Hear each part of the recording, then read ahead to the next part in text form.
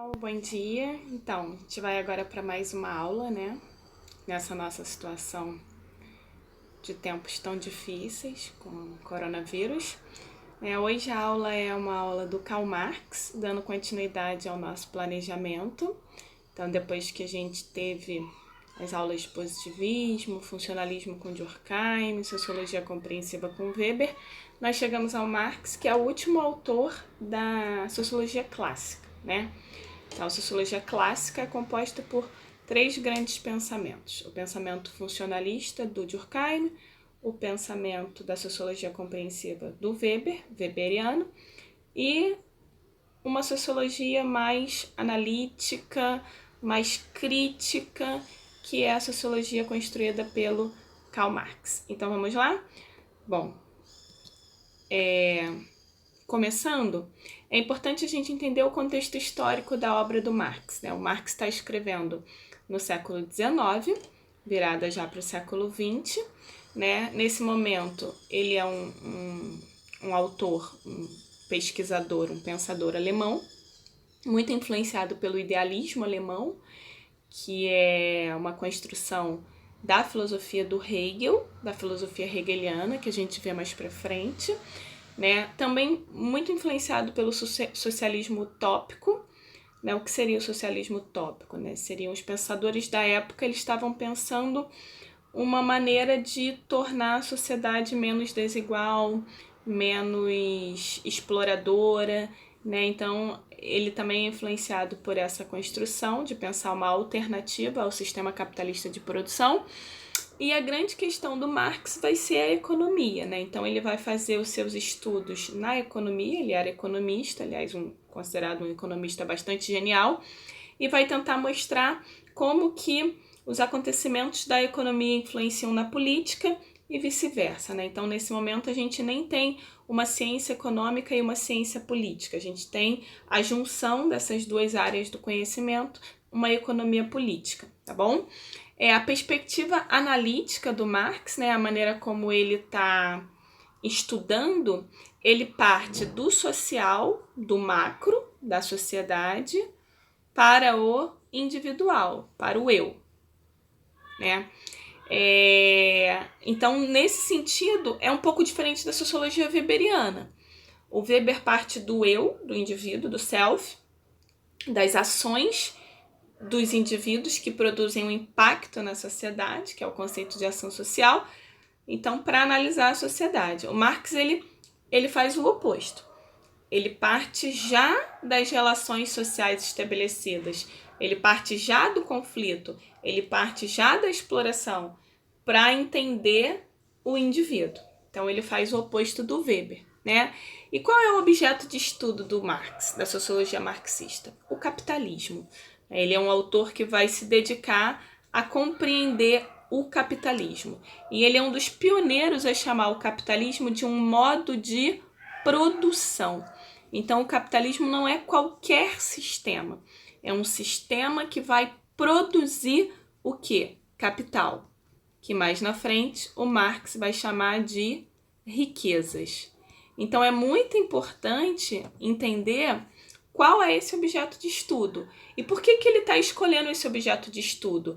Porque ele vive uma Europa que está em processo de industrialização. Ele vive um capitalismo industrial.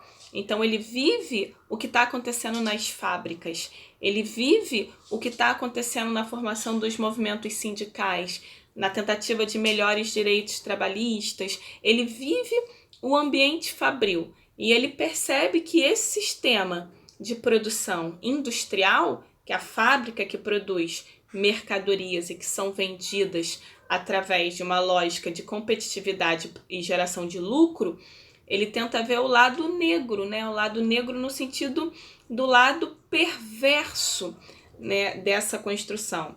Na época, esse conceito, o lado negro do capitalismo, foi um conceito bastante forte, né? Hoje em dia a gente tem que ter cuidado com essas expressões por conta de todo o processo das minorias, do movimento negro, né? Para não tornar a linguagem uma forma de consolidação do preconceito.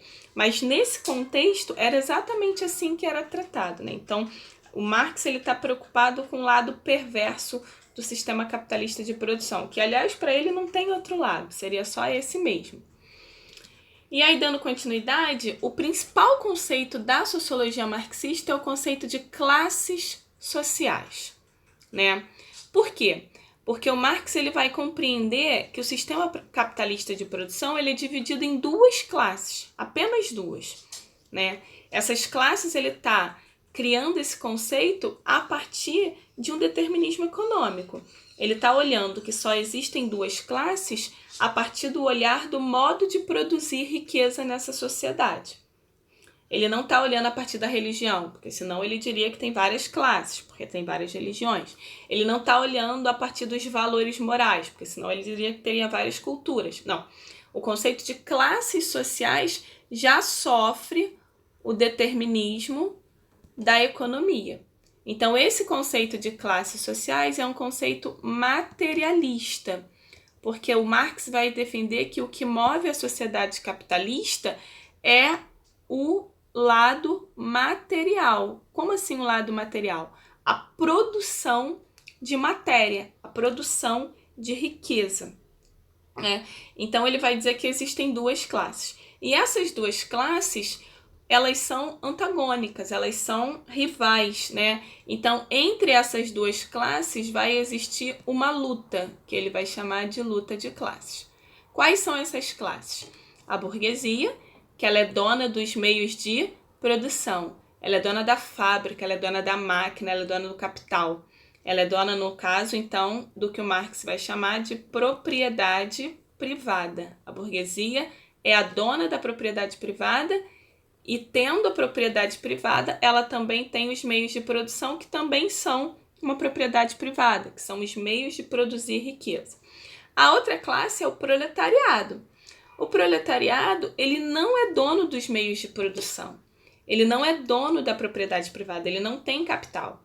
A única forma que ele tem de conseguir capital é vendendo a única coisa que ele tem, que é a sua força de trabalho. Então, ele vende a sua força de trabalho para o burguês e, em troca, ele recebe algum capital. Qual é a questão do Marx? O burguês, ele rapidamente percebe, ele rapidamente entende que existe uma massa de proletariados, uma quantidade muito grande de trabalhadores. E não existe oferta de emprego para todos esses trabalhadores, porque a indústria, através do advento da maquinofatura, né, você vai ter a produção sendo feita através da máquina, que é operada por um operário ou um grupo de operários, e vários operários não são mais necessários para produzir determinada mercadoria. Então, o Marx ele percebe que vai se formando ao longo das décadas o que ele vai chamar de exército industrial de reserva, que hoje em dia a gente chama de desempregados. Então, quando ele percebe que o número do exército industrial de reserva é muito grande, ele percebe que a burguesia se aproveita disso para explorar cada vez mais o trabalhador. Então, o proletariado ele é explorado pelo burguês. E se por acaso esse proletariado se encher dessa exploração e pedir demissão, por exemplo, do ambiente fabril, existe, como eu falei, um exército de pessoas desempregadas que está disposta a ser explorada por aquele valor. Então, Marx percebe que esse sistema, o capitalismo, é um sistema perverso, no sentido que a luta de classes é sempre estruturada na dominação da classe burguesa sobre a classe proletária, né? E aí a grande genialidade dele é que ele vai mostrar que esse é o primeiro sistema de produção que difere do feudalismo, do mercantilismo, que transforma trabalho intelectual, a força de trabalho, que pode ser trabalho intelectual, que é a minha força de trabalho, professora, que eu estou vendendo agora exatamente nesse momento para vocês, mas também existe uma força de trabalho que é o trabalho manual, trabalho braçal, aquele que não necessariamente é executado através do intelecto, mas sim através da força física. Para o Marx, o capitalismo transforma ambas as formas de trabalho em mercadoria. Então, tanto o trabalho intelectual quanto o trabalho manual são vendidos e se transformam em capital. Ao se transformar em capital, o sistema ele está ocorrendo, né? Então, esse trabalho, tanto o manual quanto o intelectual, adquire valor de troca. Em que sentido? Eu troco a minha força de trabalho intelectual, sou professora, estou vendendo agora as aulas de sociologia, e o que eu recebo em troca desse trabalho intelectual? Capital, né? O Marx vai dizer que há uma relação oculta aí, que ele chama de mais-valia, que é o conceito fundamental da sociologia marxista. O que é a mais-valia? É todo o processo de exploração que o burguês consegue em cima do proletário, né, sem que o proletário necessariamente se dê conta de que está sendo explorado. Então, tudo aquilo que o burguês consegue de lucro em cima do trabalho do proletário é uma mais-valia, ou seja, é um mais-valor, né? Então, a gente pode pensar, Marx vai conceituar da seguinte forma a mais-valia: parcela produzida pelo trabalhador, que é o proletário, e não remunerada, e apropriada pelos donos de produção, pelos donos dos meios de produção, que é o burguês. Então, tudo aquilo que o burguês consegue auferir do proletário, tudo aquilo que ele consegue explorar do proletário e não remunera, que o proletário não ganha por isso, é uma mais-valia, né? Já aquilo que o proletário recebe, a parcela da produção que o proletário produz e recebe por ela, é o salário. O que o Marx vai dizer? O Marx vai dizer que o burguês, ele recebe da força de trabalho do proletariado muito mais do que ele paga. Isso é a mais-valia. Essa mais-valia pode ser absoluta ou pode ser relativa. Como é que ela pode ser absoluta? Quando o burguês aumenta a quantidade de horas de trabalho, a quantidade de horas de produção e permanece pagando o mesmo salário.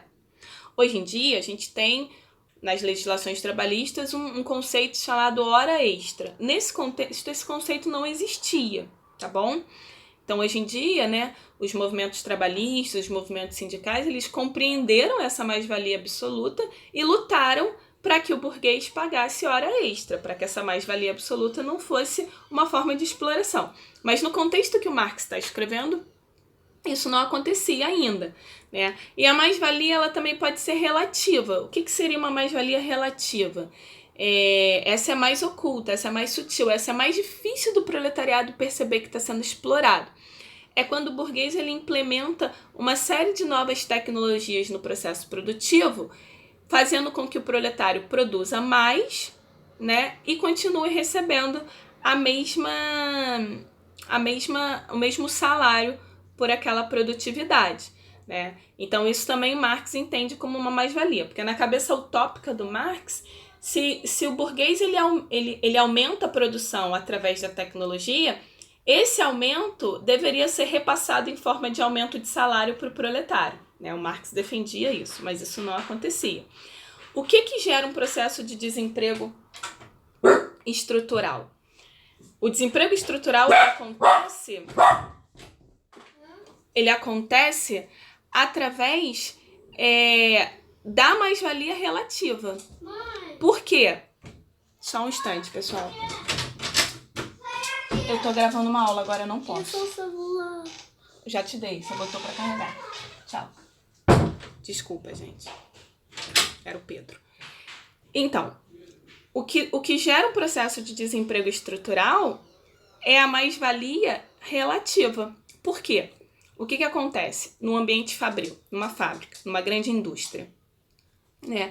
O burguês, através de tecnologia, ele aumenta o processo de produtividade com uma máquina mais rápida, com uma esteira mais rápida, ou através da inteligência artificial, da robotização, da automatização, né? Ele produz mais em menor tempo. E aí, com isso, ele aumenta a lucratividade da empresa.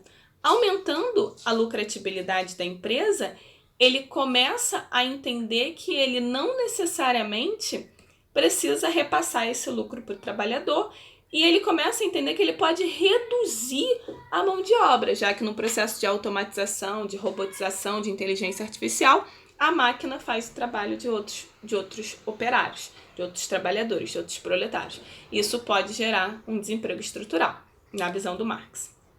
E aí o Marx ele vai tentar entender por que o proletário não se rebela, não se revolta, né?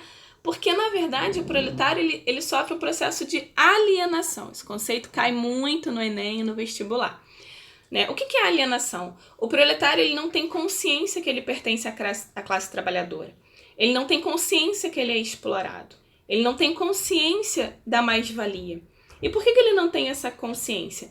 Porque, como Marx vai dizer, os trabalhadores não reconhecem que os produtos produzidos por eles são resultado do seu próprio trabalho. Eles têm uma dificuldade muito grande de entender que existe uma parcela da sua força de trabalho, seja intelectual, seja braçal, empregada naquele produto. Eles não conseguem ter essa compreensão. Lembrando, Marx está escrevendo no século XIX, virado para o século XX, né? E outra coisa, como é que o processo capitalista aliena o trabalhador? Ele aliena porque quando esse trabalhador recebe o seu salário, ele se transforma numa espécie de pequeno burguês, porque com o seu salário ele vai fazer o quê? Ele vai consumir. É o que a gente chama hoje, por exemplo, do aniversário Guanabara. Quando o trabalhador assalariado, que ganha um salário por mês, R$ 1.045, quando tem o aniversário Guanabara, ele se sente um burguês, porque ele vai com esse valor e ele enche o carrinho. Então, naquele momento que ele compra com o dinheiro dele, fruto do trabalho dele, ele se sente dominado pelo que Marx vai chamar de fetiche da mercadoria. Porque o consumo gera em nós, seres humanos, uma relação de prazer. Porque eu tenho posse daquilo que eu não tinha antes. Agora é meu, né? É meu iPhone, é meu iPad, é meu carrinho cheio no aniversário Guanabara. Então, para o Marx, ao consumir com pouco que o proletário recebe de salário, ele não enxerga a mais-valia, ele enxerga o fetiche da mercadoria. Só que o fetiche da mercadoria, ele não é eterno, né? Ele tem uma curta duração, né? Ele é instantâneo. Quando ele acaba, o que o proletariado entende? Eu preciso trabalhar mais o mês todo para ganhar um salário no final do mês e consumir novamente e ter esse prazer de comprar novamente. Então, esse processo gera um círculo vicioso, que o Marx vai chamar também de alienação. E aí, o que agrava, né, essa relação? Essa relação, primeiro, ela é agravada porque o trabalho não constitui satisfação, né? O proletariado ele nunca está satisfeito com o seu trabalho, porque ele entende o seu trabalho apenas como um meio de satisfazer outras necessidades, leia-se aqui o consumo e a sobrevivência, né? Os outros agravantes é a ideologia que está por trás disso, que é a ideologia do fetichismo da mercadoria. E aí o Marx ele vai mostrar pra gente que a burguesia ela se apropria dessa ideologia. Qual ideologia? A ideologia da alienação. Ela acaba produzindo uma forma de dominar esse proletariado, né? E aí essa charge, ela explicita bem isso. Quando o patrão ele diz, não tenho culpa dele ter nascido no Nordeste e ser preguiçoso. Então ele está culpando esse proletário, esse trabalhador, pela sua condição de opressão. E esse trabalhador ele não consegue entender que esse burguês, na verdade, é que é o algoz, é que está oprimindo. Ele tem uma certa dificuldade, ele internaliza, o proletário, ele internaliza que ele realmente nasceu para ser trabalhador, que ele só consegue fazer aquilo, que é a única coisa que ele consegue, para qual ele serve. Então ele internaliza essa condição de opressão e com isso o burguês consegue um mecanismo de dominação e a sociedade se estabiliza nessas duas classes, a burguesia e o proletariado. Bom, Marx vai dizer pra gente que a classe dominante de uma sociedade produz para legitimar o seu domínio. E produz o quê? Produz uma ideologia. Para o Marx, qual é o conceito de ideologia? Conjunto de ideias que serve para dominar. Para o Marx, a ideologia é sempre uma farsa, é sempre uma forma de manipulação. Por quê? Porque a ideologia está com a classe burguesa, com a classe que domina, com a classe que explora, né? A ideologia, no sentido do marxista, é sempre uma farsa, é sempre uma ilusão, é sempre uma mentira criada pela burguesia, que é a classe dominante, para assegurar que o proletariado continue sempre dominado. E quem ajuda essa ideologia a se propagar? Os meios de comunicação. Então, para o Marx, os meios de comunicação, a televisão, o rádio, trazendo para hoje em dia a internet, são instrumentos da burguesia para dominar a classe proletária, a classe trabalhadora. Dominar como? Dominar no sentido de mostrar que é isso aí, que você nasceu para fazer isso, que você não vai conseguir ascender socialmente, se você é pobre, você vai morrer pobre, se você não é inteligente o suficiente, se você é nordestino, você é preguiçoso, né? Se você é negro, a sua condição social está marcada desde o seu nascimento. Então, essa ideologia é estruturada no racismo também, né? No classicismo, na questão da desigualdade social propriamente dita, né? E aí o Marx vai dizer que essas frases de efeito são, na verdade, balelas, ideologias que a burguesia cria para evitar revoltas do trabalhador, do proletariado. Então, os direitos são iguais para todos? Não são. Na prática, não são e não são mesmo, né? Vivemos numa sociedade democrática? Segundo Marx, não vivemos. Vivemos numa sociedade estruturada numa exploração e uma dominação, né? Cada um faz as suas próprias oportunidades, que seria a ideologia da meritocracia, né? Que o Marx vai destruir. Ele vai dizer, não existe meritocracia. Por quê? Porque as oportunidades não são iguais, as oportunidades elas são diferentes. E se as oportunidades são diferentes, a meritocracia não é uma ideologia, não é uma verdade, é uma ideologia, porque para o Marx a ideologia é sempre uma ilusão. Né? Os direitos são iguais para todos? Não são iguais para todos, porque existe um grupo que tem acesso a determinados direitos, a muitos direitos que outro grupo não tem. Então, para o Marx, o Estado acaba sendo um instrumento de poder da classe dominante, da burguesia, assim como a mídia e etc. E aí, aquilo que eu já adiantei lá atrás, né? Ele vai dizer que o que completa essa ideologia é o fetiche da mercadoria, né? É o fato das mercadorias oferecerem um prazer fantástico, né? Oferecerem muito mais do que a sua própria utilidade. A mercadoria traz uma certa felicidade, um poder, um status, né? Então, se eu tenho um MacBook, se eu tenho um iPhone, se eu tenho um objeto que é simbolizado por uma maçã comida, né? Mordida, eu frequento determinados grupos que talvez não frequentaria se não tivesse esse objeto, se não tivesse essa propriedade privada, né? Então a mercadoria exerce sobre nós um fetiche, um sentimento ilusório de felicidade, né? E aí o Marx vai dizer que o que acontece com esse processo? O homem, ele deixa de ser humano e ele é coisificado pelo fetiche da mercadoria. Ele se transforma também numa forma de mercadoria. E aí esse fetiche, segundo Marx, é inerente à produção capitalista, né? As mercadorias, elas são fetichizadas, elas ocultam, no seu processo de produção, elas ocultam toda a exploração que está ali naquela produtividade, né? Para o Marx, o fetichismo da mercadoria reforça a ideologia da alienação capitalista e resulta na predominância de um trabalho abstrato sobre um trabalho concreto. Então ninguém está muito preocupado, né, se aquela blusa da Zara foi construída com trabalho infantil do Malawi, ou se aquela calça da Reserva, o que importa é a marca, é o status que a marca tem, né? Esse é o processo alienante, de alienação. E aí a gente vai ter numa tentativa de trazer o Marx para hoje em dia, por uma redação, a gente pode usar a sociologia marxista com o conceito de sociedade do consumo, né? O que seria essa sociedade do consumo? Que a escola de Frankfurt vai trabalhar muito, o Adorno, o Horkheim, através do conceito de indústria cultural. Seria a desvalorização do ser humano, a desvalorização do ser, né? E a valorização do ter. Então, o ter, ele é muito mais valorizado do que o ser.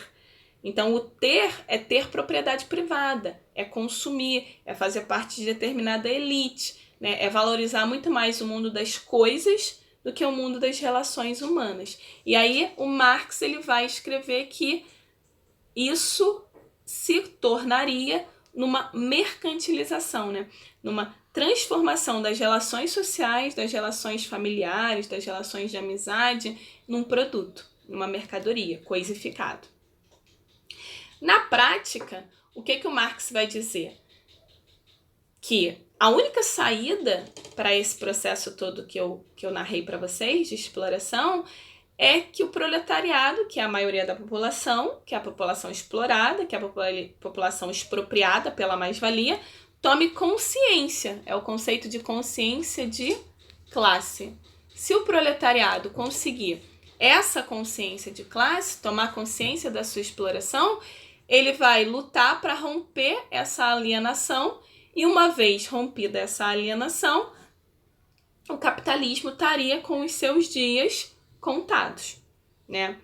E aí, no lugar desse sistema, o proletariado, através do que o Marx vai chamar de revolução, mudaria esse sistema de produção que a burguesia está no poder e que é baseado na propriedade privada para um outro sistema de produção chamado socialismo, onde a propriedade privada, que é a origem da desigualdade e da exploração, vai se transformar numa propriedade coletiva. Como? De que maneira?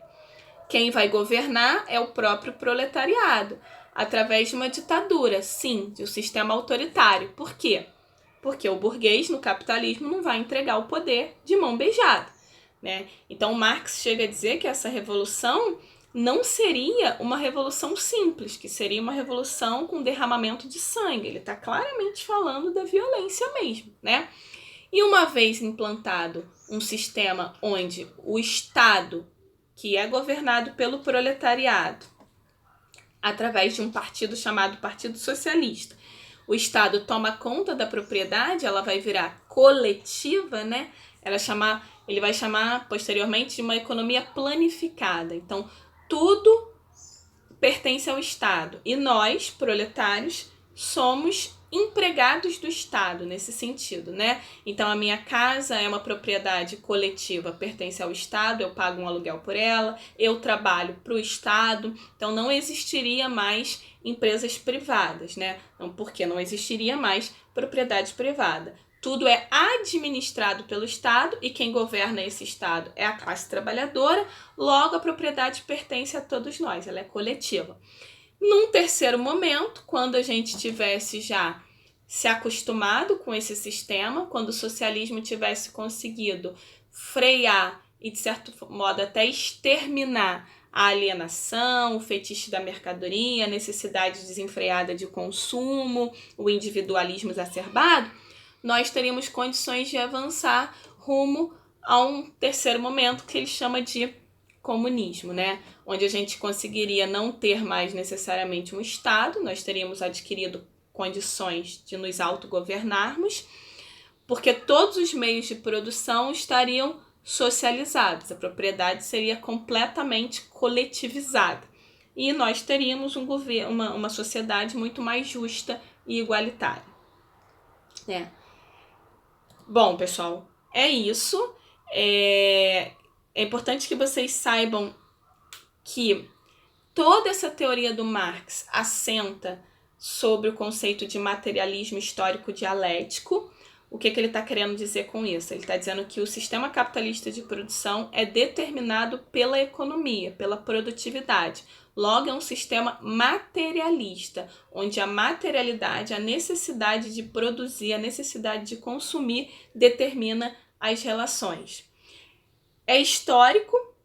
Por que é histórico? Porque está ali surgindo no momento histórico da Revolução Industrial, né? Então, a história desse sistema é determinada pela economia, pela necessidade de produção, de lucro, de consumo.